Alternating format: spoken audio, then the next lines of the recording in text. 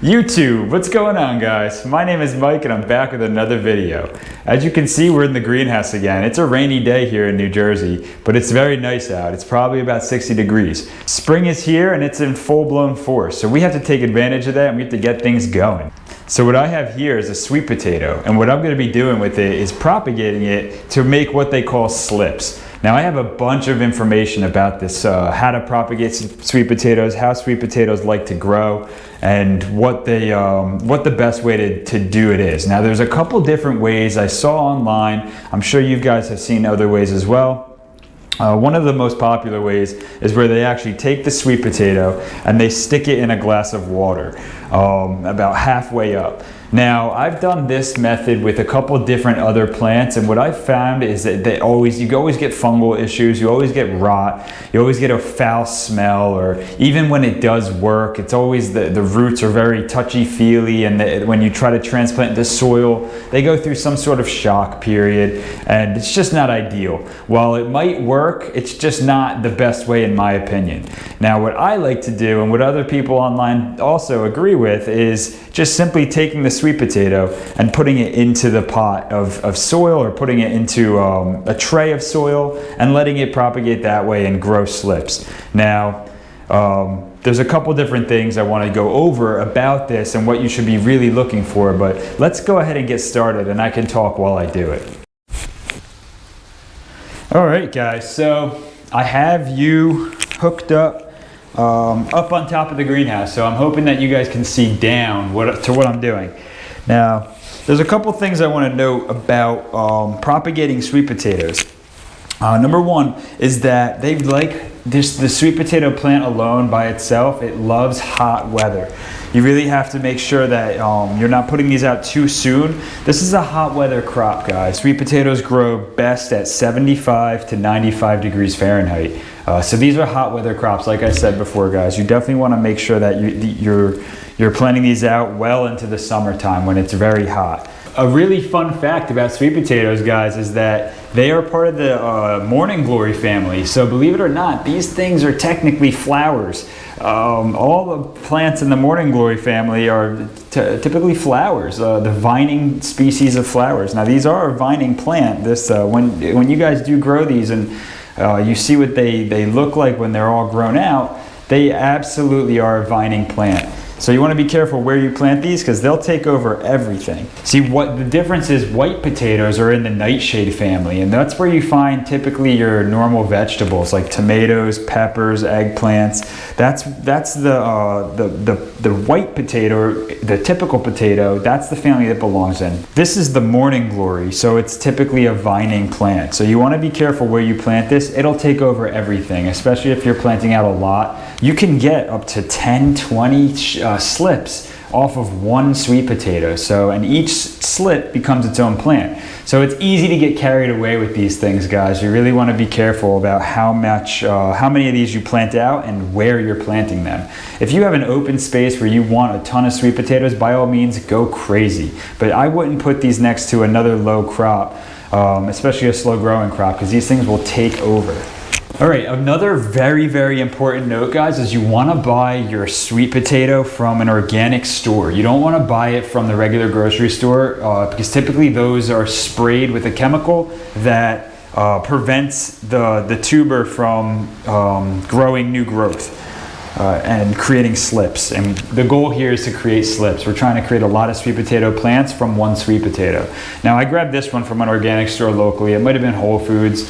But as you can see, I left it in the cabinet in a dark space for about a week, and I don't know if you could see that, guys, but it's already developing a slip right there. That's the first one, and it looks like another little one's coming up right around there somewhere.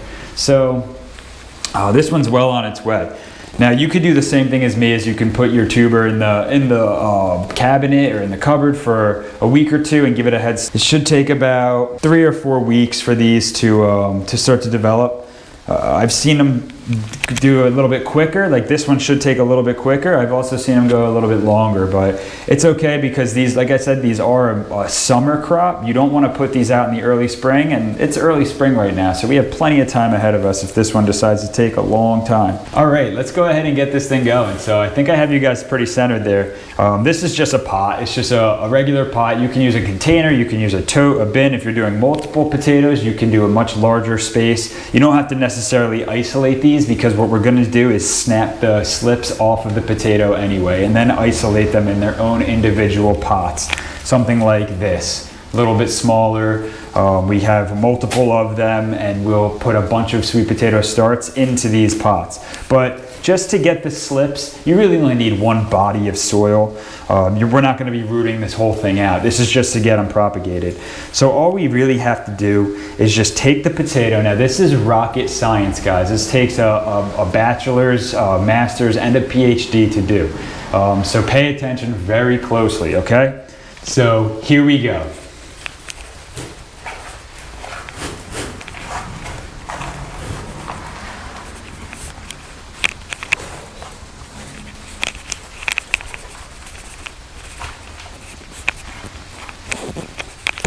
All right, that's it. There you go, guys. That's all it takes. So obviously I was just joking about the high level degrees to get this done. Anybody can really do this, guys. It doesn't take much. All you have to do is just put the potato about 3/4 of the way in the soil, leave the top out, have the soil nice and moist, but not sopping wet. And you want to keep this warm. That's the takeaway for this. You want to keep this nice and warm. So what I'm going to do is I'm going to put this pot with the potato in it on a heating mat, and I'm going to let that heat the bottom of this up, and that should initiate the potato to grow slips in the dark, moist environment, also with heat, as a recipe to create slips from a potato. So let's go ahead and get the heating mat set up, and then we'll wrap this up, guys. It wasn't too much of a bit video, and then I'll give you guys an update. I won't put this video up just yet. I'll give you an update on how these slips grow. So let's go ahead and get the mat out. And I actually just picked these heating mats up from Amazon. So these are the Vivo Sun. It's a pretty well-known brand, and it's just a heating mat. This is just the 2-pack here. I'll put the link down in the description below that you can find these on Amazon. They're relatively cheap. Just a single mat, I believe, was in the teens, and the 2-pack was like 24 bucks. So you could find these on Amazon down in the link below, guys. Let's go ahead and set these things up. I didn't intend for this to be an unboxing video, but it kind of turned out to be that way. So here we are. It's a tabletop review.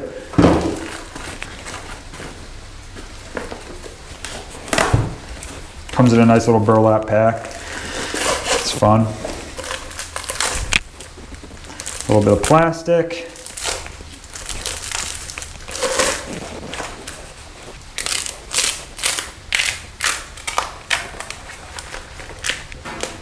All right, seems pretty straightforward. I'll clean my table off a little bit.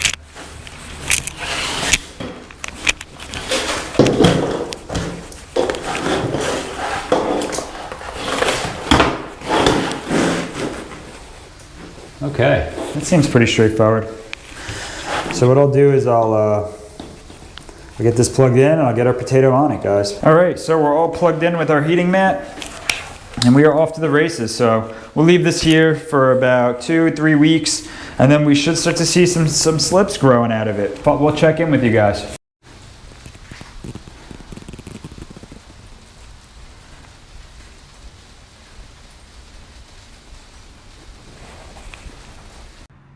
All right, guys, I just wanted to give you a quick update. It's about a month since I put the potato in the soil, and as you can see, we have shoots coming out.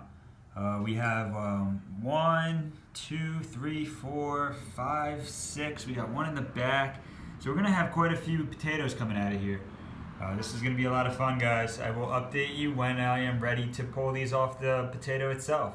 I'll see you soon. It really blew up, believe it or not. My sweet potato is down in there somewhere, so. Alright guys, so unfortunately I lost all of the footage after this point from right here.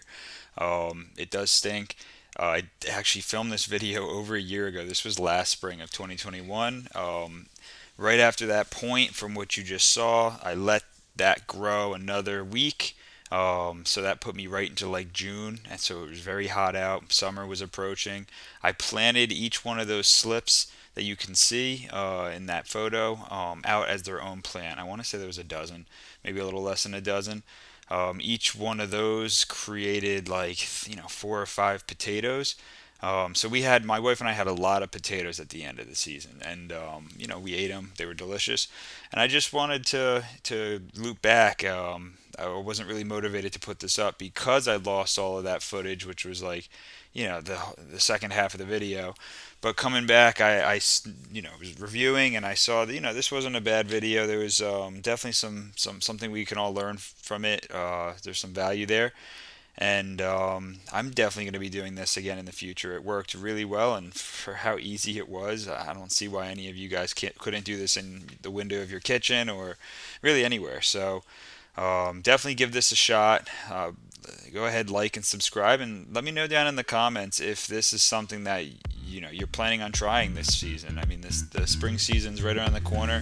You can get your potatoes in the soil now, and you'll be ready to go for the summertime. So thanks again for tuning in, and I will catch you guys in the next one.